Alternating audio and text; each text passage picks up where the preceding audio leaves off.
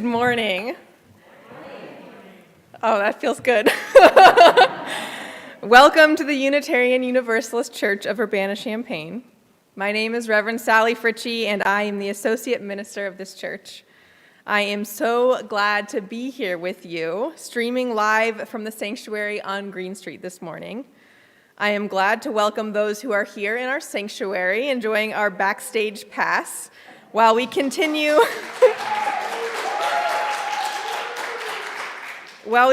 to get all the pieces fully in place for reopening in hybrid form. Everyone sharing our space today will remain masked and safely spread out through the sanctuary, and you all watching from home will have to sing along to our hymns twice as loud, because we here might be singing quietly into our masks or humming along, but we won't be projecting loud enough for you to hear.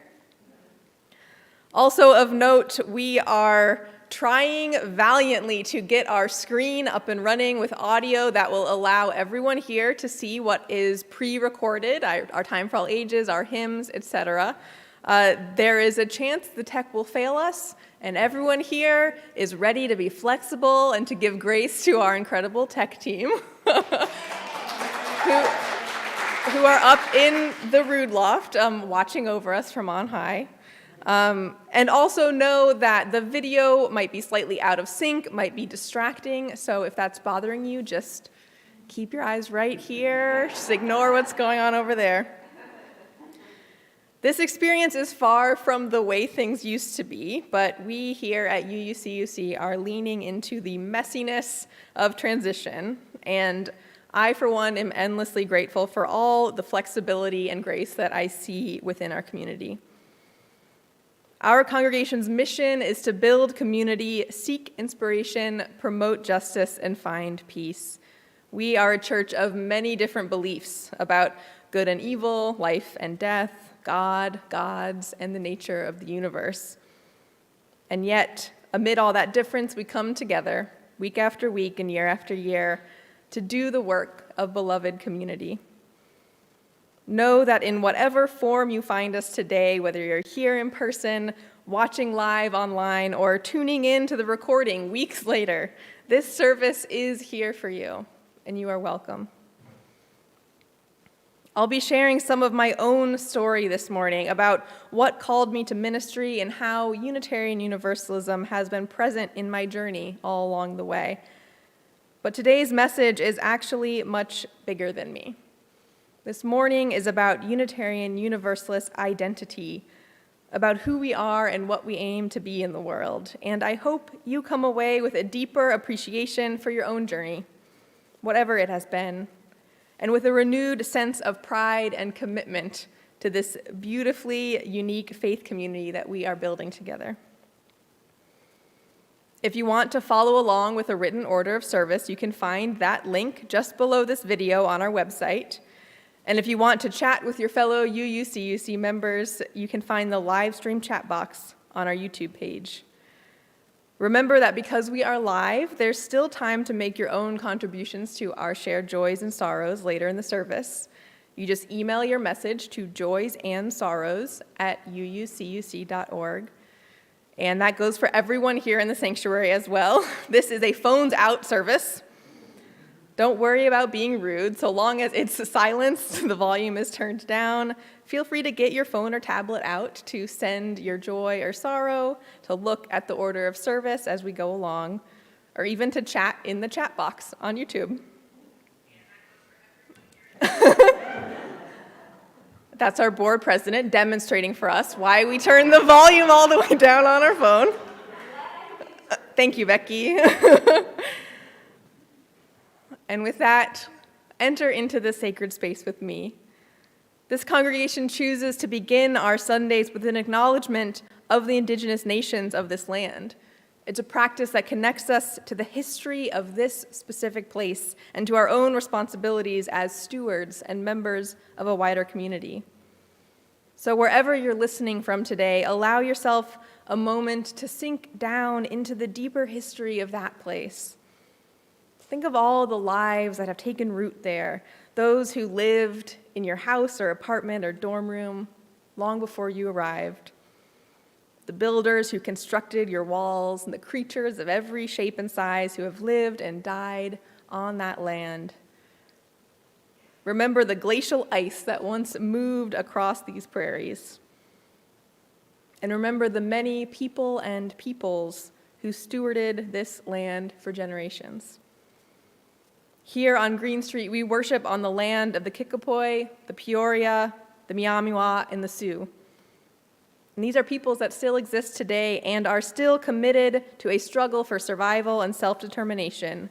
So wherever you are this morning, I invite you to take a breath and consider the history and the peoples of the land you find yourself on.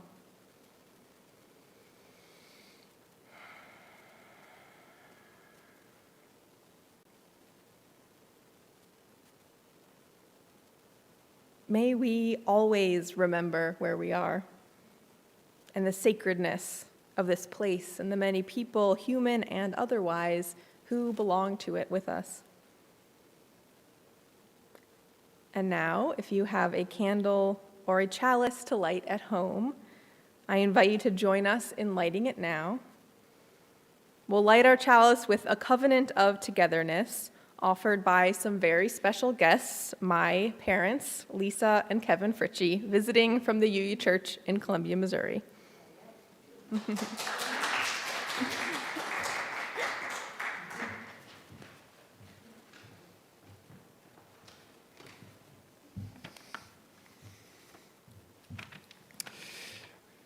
With hope for a bright future, we come in trust. With love in our hearts for all creation, we come in humility. Seeking justice for all, marginalization for none, we come in open-mindedness. With courage, we come willing to be transformed. With great joy, we come to bind ourselves to each other so that we might be able to do together what we cannot do alone.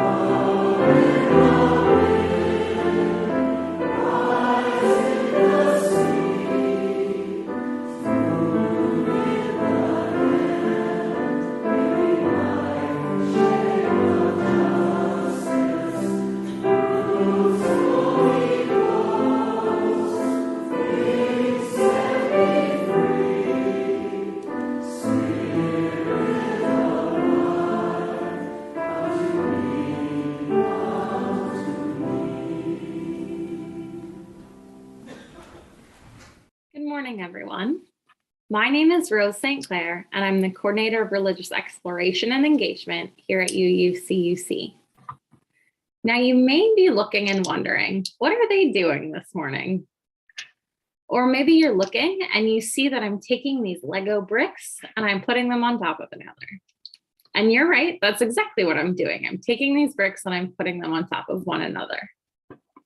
Or maybe I'd invite you to look a little closer and see that I'm taking these bricks and laying them on top of one another to make a wall. And maybe you already thought that, and you'd be right. That's exactly what I'm doing. I'm taking these Lego bricks and I'm putting them on top of another, and I'm building a wall. But I'd like to invite you to look even closer now and see that I'm taking these Lego bricks and I'm putting them on top of one another to build a wall that I'm actually using to build up a community. And I'm making this community for my little Lego people and even my Lego dog to enjoy for the days and weeks to come. Now, all around us are opportunities of building, and that might not always look like playing with Legos, but I hope that sometimes it does. In the coming days, I'd like to invite you to notice these opportunities of building around you And notice what they look and they feel like. Maybe they look like building up a community. Maybe they look like building something on top of another and making a wall. Maybe it looks and feels like taking one Lego on top of one another and placing them together. No matter what it looks and feels like, I'd like to invite you to stop and notice these moments of building as we think about what it looks like to build tomorrow together.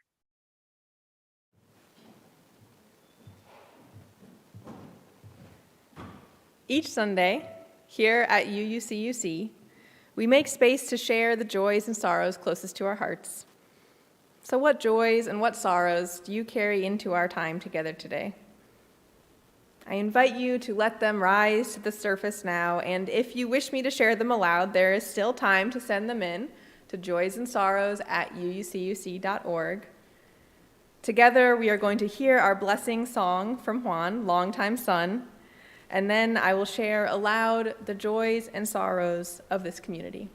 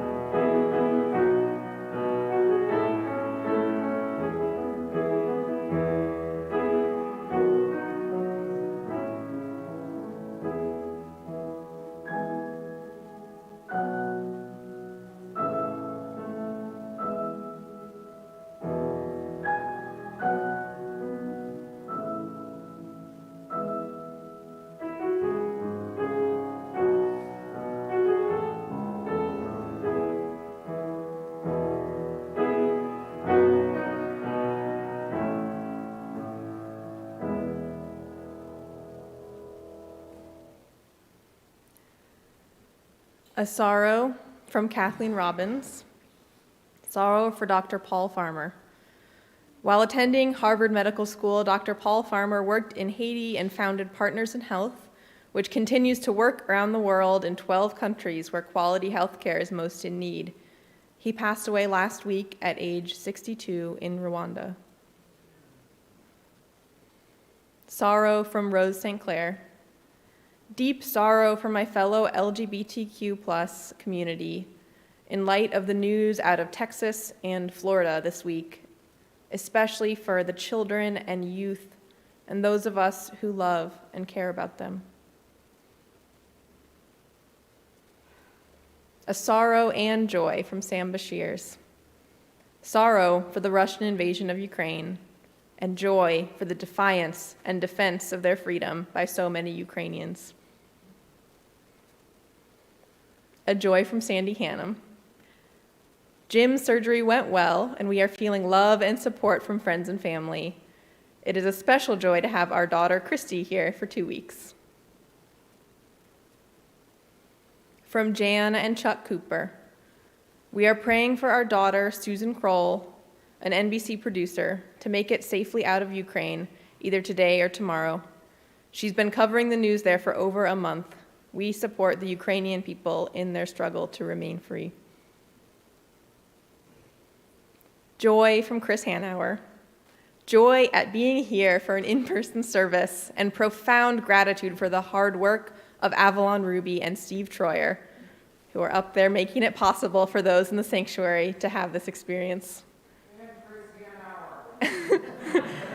Chris Hanauer, who wrote that joy, was not giving himself credit. Joy from Becky Densmore.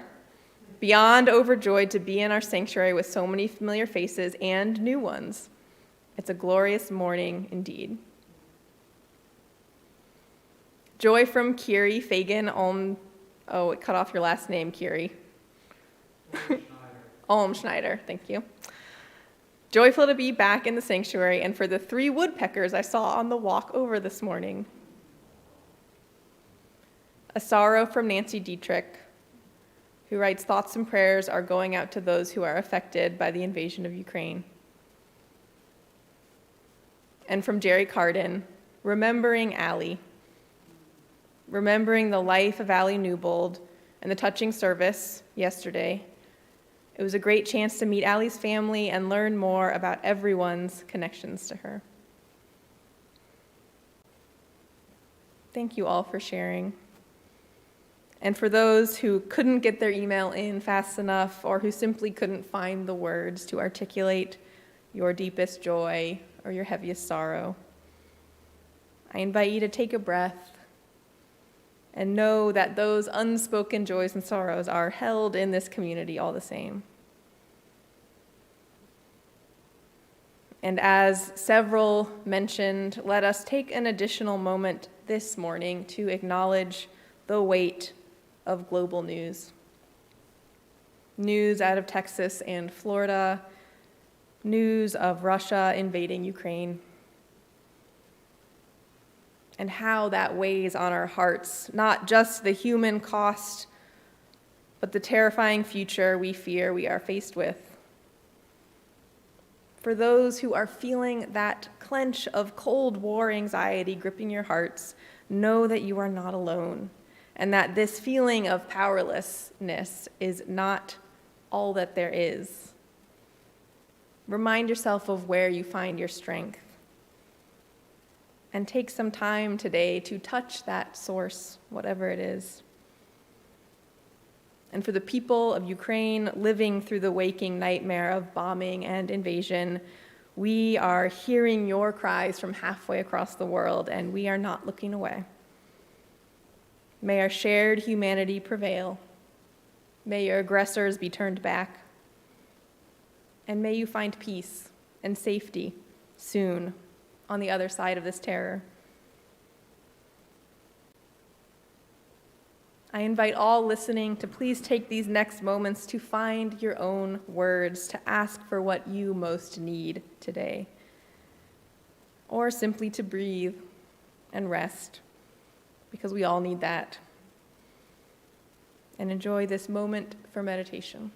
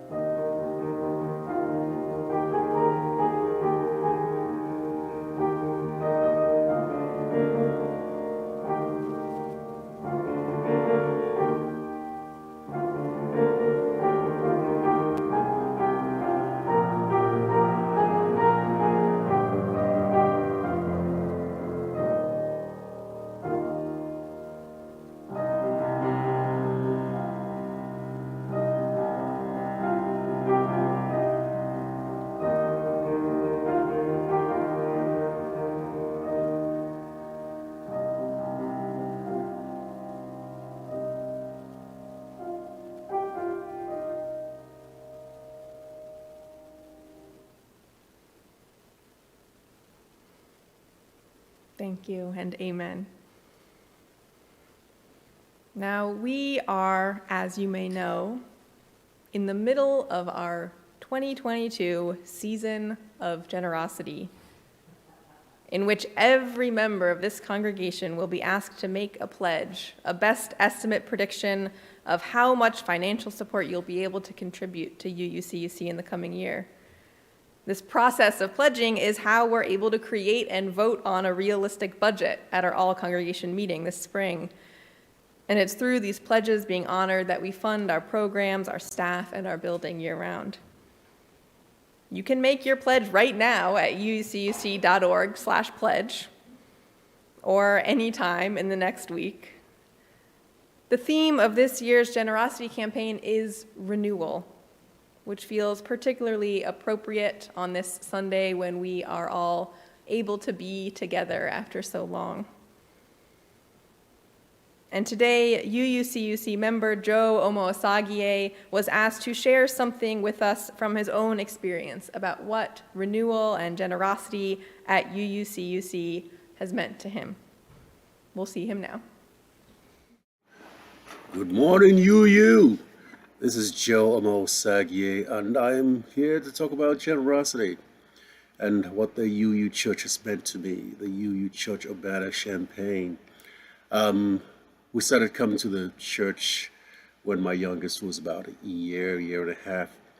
And over those times, both boys have grown immensely, and both boys have found a lot of what has happened at the UU Church very beneficial to them personally, socially, emotionally, in more ways than one.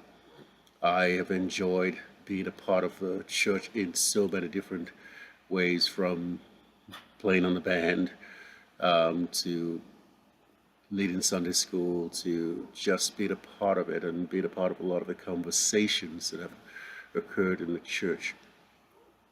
What does generosity mean to me in this church? I mean, I feel that the church has been very generous to us as a family, to me personally, but to us as a family. And about 2 years after we started coming to the church, my brother ended his depression through suicide, and the church came through for us. My other brother, who was living in Canada at that time, came to stay with us for almost a month, and the church was there, provided us with pillows and with the bedding and different things to make sure that the people who were staying with us, I could have a place and could have bedding to stay and to live with us for the times that they did. At a day of his funeral and different things that occurred, I don't even know how many people were living in our home at that time, but we had enough bedding and material for people to take showers and to have enough bedding to stay in our home. So I probably think we had at least 20 to 30 extra people in our home, but as a Nigerian, that was just normal. I enjoyed it. I still enjoy the church. Generosity is one of the pillars of the Lakota Sioux Nation. Apart from generosity is belonging. Belonging is one place. I feel like I belong to the UU Church. It is a place where I don't feel any sense of criticism, or I just feel hope when I'm there. I feel like this is an extended family to me. I also get to feel a sense of mastery, especially when I teach Sunday school with the youth, and both my sons have been in some of the Sunday school classes I've taught, and my TJ, our oldest boy, has some lifelong friends through the UU Church, and I appreciate that immensely. David right now is an OWL, or the iteration of OWL as we know it today, and he's enjoyed it. I was in his class, and they were talking about this sex ed, and he said David was answering all the questions. I said, well, thanks, Al. You've done a good job.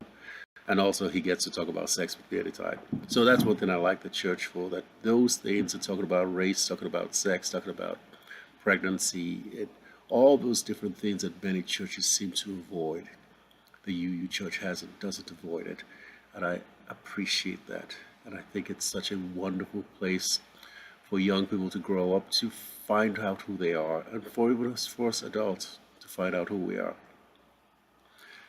What you did for me and for us when my brother passed away is always that place where I feel a sense of strong generosity and hope and be a part of a church. Thank you for being who you are, and I will be here, and I will continue being a part of a church. Thanks. Bye.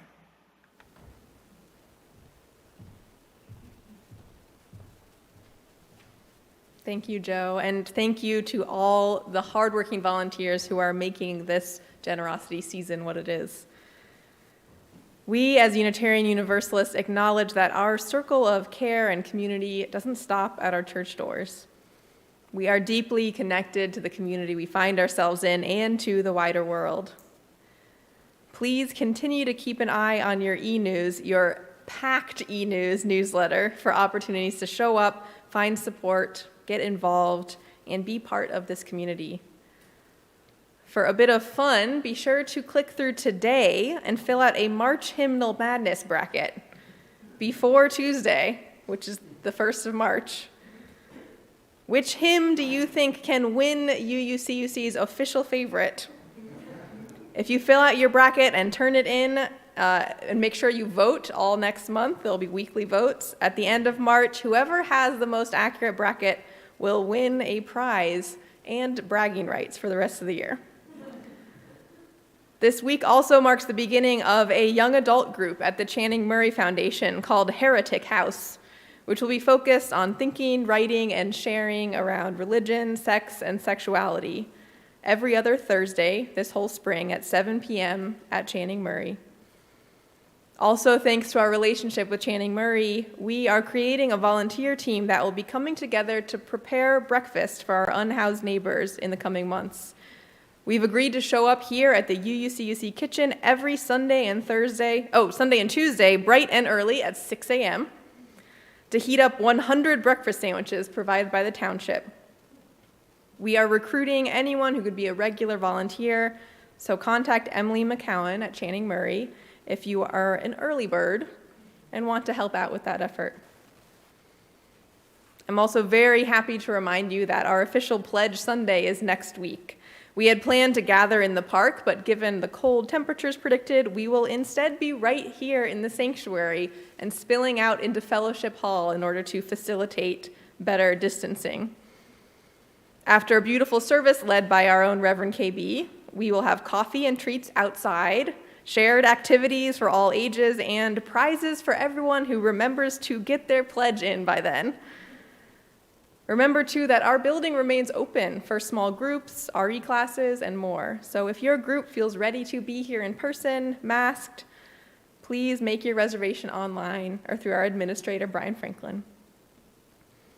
Every Sunday, in recognition of our very real interdependence and reliance on one another, we pass the plate, metaphorically, online, and share our offering with an organization doing the work of justice in the world.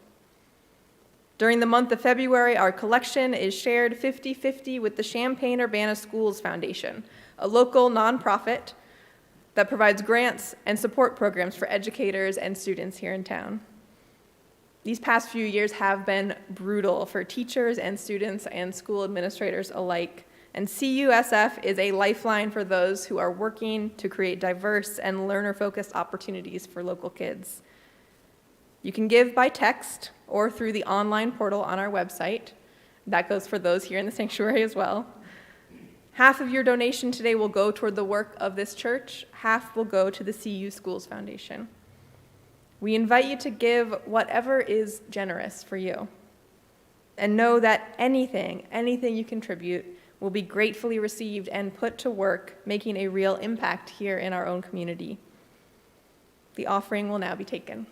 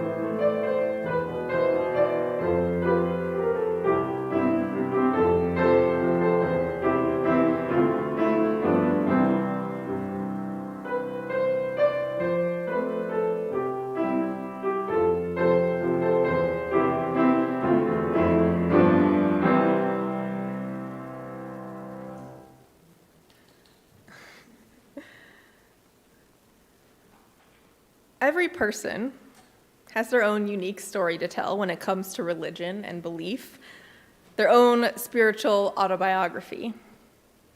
Each individual has their own relationship to institutions of religion, to supernatural belief, to morality and community and tradition. And anyone who has lived a life has seen those relationships shift and change over time from adulthood, childhood, teen years. These relationships change. This is no less true even when we are all gathered under one label, one metaphorical roof within Unitarian Universalism.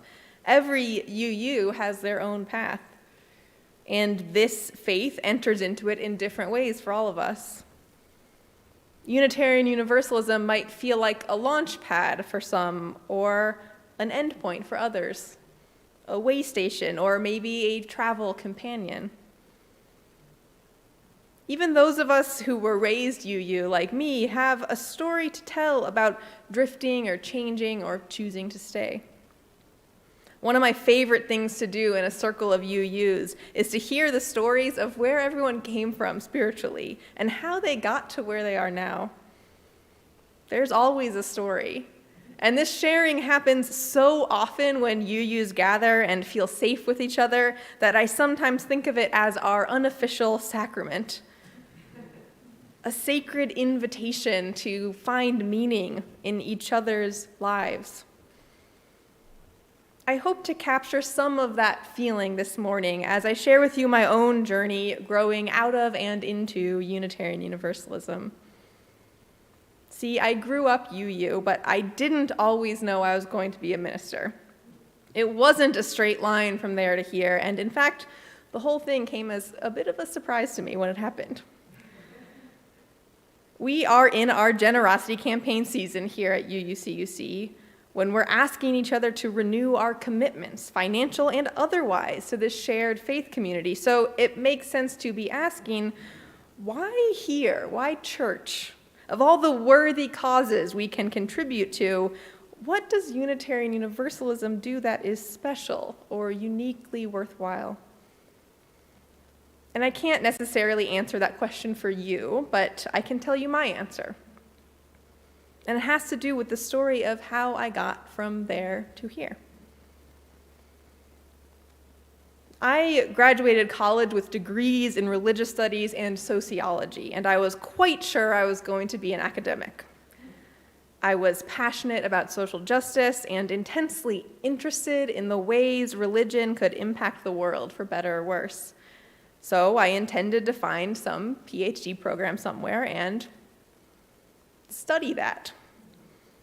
Because studying was something I was good at. I had been a student all my life, and religion had for many years at that point been the thing that I studied. But always at a distance, always at arm's length. Religion was the thing that I studied, separate from my own lived experience. I'm not sure I could have articulated it in these words at the time, but in growing up UU, I had somehow gotten the impression that childhood was when I would be presented with a selection of world religions. And in adulthood, I should make my choice from the options available to me. And I did love learning about all those different faiths in my UU Sunday school, learning all the different traditions and holy days and scriptures, but having learned about them and decided they weren't for me, it seemed like the only thing left was none of the above, no religion at all. And that was fine. That's another thing my UU parents and UU community always made totally clear, that my faith was my choice. So I was just another atheist who wanted to dedicate her life to thinking deeply about religion for some reason. Who felt most whole and connected when visiting religious spaces, who found meaning in ritual and tradition and grappling with sacred texts. Just a totally secular humanist who studied the Quran and attended church with an Amish community and did a 3-month internship at a Christian church and volunteered as a cathedral tour guide. Just a non-religious kid who deeply, deeply got attached to never missing a Christmas Eve service at her home church. because if we don't have candles and Silent Night, we don't have Christmas. So when I graduated with those vague plans to go into academia and study religion, I was also feeling a little bit lost, a little bit like I had gathered up some skills and experiences at random based on what struck my interest at the time, but not pointing in any clear direction. I was working for AmeriCorps that year, supporting nonprofits in central Indiana, not too far from here, distant from family and friends, at my first 9-to-5 office job out of school, and my next step in life had never felt less clear. Every time I tried to sit down and work on PhD applications, a growing dissonance rang in my head at the thought of returning to the study of obscure philosophical theory in a classroom far away. The people I was working with on the ground in Indiana didn't need me to study them. They needed money, frankly. They needed justice and attention. They needed relationship, deep listening, a reason to trust the institutions that were embedded in their lives. And my plans for the future just weren't making sense to me anymore. But I couldn't figure out what I was supposed to do instead. On the day I realized I was going to be a minister, I really wasn't looking for any kind of spiritual epiphany. I was just looking for some friends. Lonely and isolated in rural Indiana, I figured I could count on Unitarian Universalists to be friendly faces in the wilderness. After all, I still tagged along to church with my parents whenever I visited home during my college years, and I had been very impressed with their new minister, a young woman who gave fiery sermons about racial injustice and universal health care. It had never occurred to me that young women could be ministers, or that Sunday morning could feel so relevant. I knew I could probably find a similar crowd of coffee-loving hippies in any congregation I tried, so I looked up the nearest church one weekend and drove the half hour it took to get there on Sunday morning. For those wondering, it was the congregation in Muncie, if you know it. Their sanctuary was tucked behind a tall bit of forest, and I remember the green light filtered in through the windows that morning, making it feel as if we were worshiping among the trees. I found a seat among smiling strangers and settled into the space. After finishing school, moving to a new state, starting a new job, a whole new stage in life, it had been a long while since anything in my world had felt familiar or comforting. I'd never been to this congregation before. I didn't know the building or the people, but as the chalice was lit with familiar words and music, I began to feel a deep, wordless sense of calm, a feeling of homecoming. And I was so grateful and also surprised because I hadn't realized how much I needed to feel that exact feeling at that moment. And some internal part of me shook its head and said, oh, right, I'm not no religion. I'm Unitarian Universalist. Because I belong here. And that was just the chalice lighting. And I wish I could tell you what the sermon was about that day, because I'm sure it was beautiful. But all I remember was this intense feeling of realization. I sat there listening to the words and the music, and it felt like a tangled thread was being gently unpicked in the back of my mind. It felt like a fog clearing, because my journey up to that point had been this random chain of unrelated interests and experiences, religion and atheism and history and social justice, nonprofit work and counseling and writing, and it all felt so directionless and disjointed, like I was hopping between stepping stones, not looking where I was going. Then as I sat there in Muncie, Indiana, feeling the comfort of being at home in my UU identity, the fog cleared and I could see that the stepping stones were actually in a pretty straight line. And they were in a straight line leading to my next thought, which was, I could do this. I could do this. This space, this faith tradition had stayed open for me, even as I took it for granted and drifted away and lost interest. And I was suddenly struck by how much work must have gone in to making this faith community, my childhood faith home, what it was. This space that had always fed me, fed the part of me with deep spiritual need, the need for ritual and for community, and done so without asking me to abandon my identity or lie about my theological beliefs. And this space was there waiting for me. The minute I stopped by years later saying, hey, I'm hungry again, and I forgot to eat for 5 years. This space, this feeling of belonging, of acceptance, of home, it was there for me because someone, many someones, put in the work to make sure it would be there. And I realized that I could make this for other people who need it. I could do this. And learning to be a minister can't be that hard. So in some ways, I had no idea what I was signing up for. But now, 9 years after that first realization, my call to ministry still carries me forward clear as ever. It's still rooted in a deep gratitude more than anything, gratitude for what this faith tradition has given me. Unitarian Universalism fed me, raised me, gave me what I needed even when what I needed was to leave. It taught me how to recognize what is sacred and seek it out everywhere.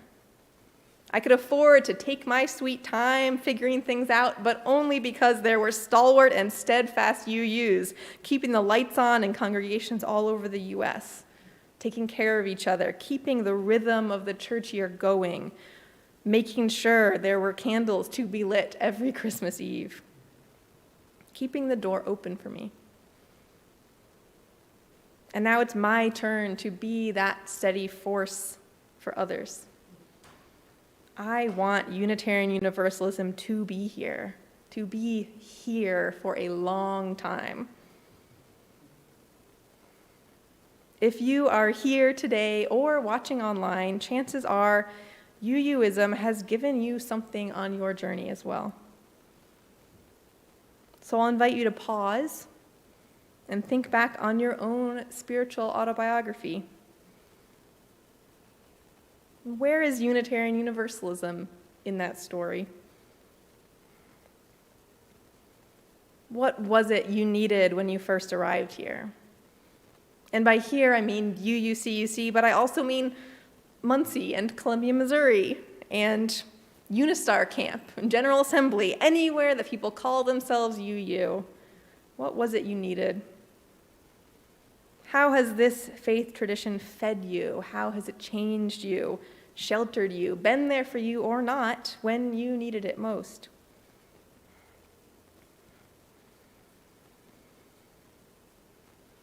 Part of me wishes we could just take the rest of the morning and hear what everyone's thinking about. Hear the stories of what it's meant to find this place, this tradition, and be in it. Because I know that there are incredible testimonies there. What I want more than anything is to carry on that work. I want to always be holding the door open for the next person who needs it, and the next, and the next. I want us to be raising up kids who draw comfort and meaning from their UU roots, no matter how far they end up flying from the nest.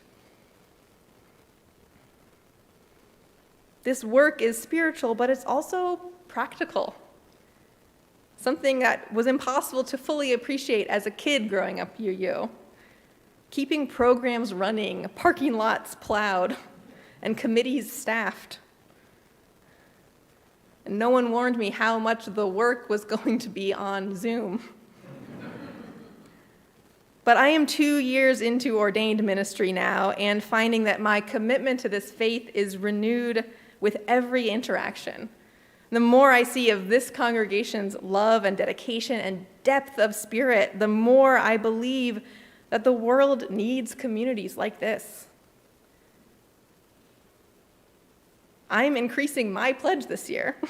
I'm in it for the long haul, and I know that what we are doing matters. Because UUism gave me a home, gave me the spiritual language to understand my own belonging as an atheist who is deeply religious. This is the only place I could be, the only place that accepts my whole self, my truth, my faith and lack of faith. And there are more people every day who need what we have, who need that theological space, that spiritual safety and spaciousness, who need a church home you can always come back to and find a seat waiting for you at the table. So may we build the church that we want to see in the world. May our gratitude fuel our abundance, and may we find ourselves renewed in every way as we move into whatever comes next together.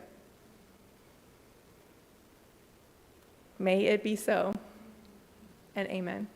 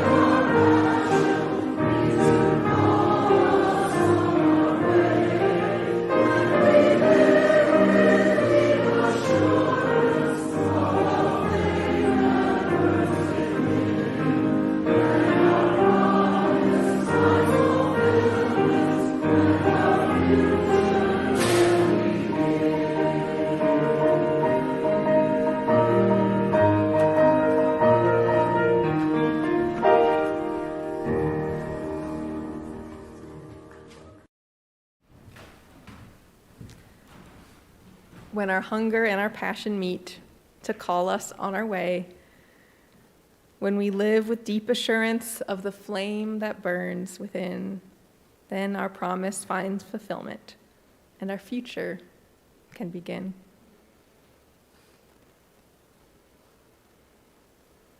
As we close our service today, I'll remind those gathered here that we are invited to fellowship on the South Lawn. It's a beautiful sunny afternoon, so I look forward to seeing you there. And we will extinguish our chalice with the words we have used through these long pandemic months and years from Reverend Elizabeth Selly-Jones. We extinguish this flame, but not the light of truth, the warmth of community, or the fire of commitment. These we carry in our hearts until we are together again.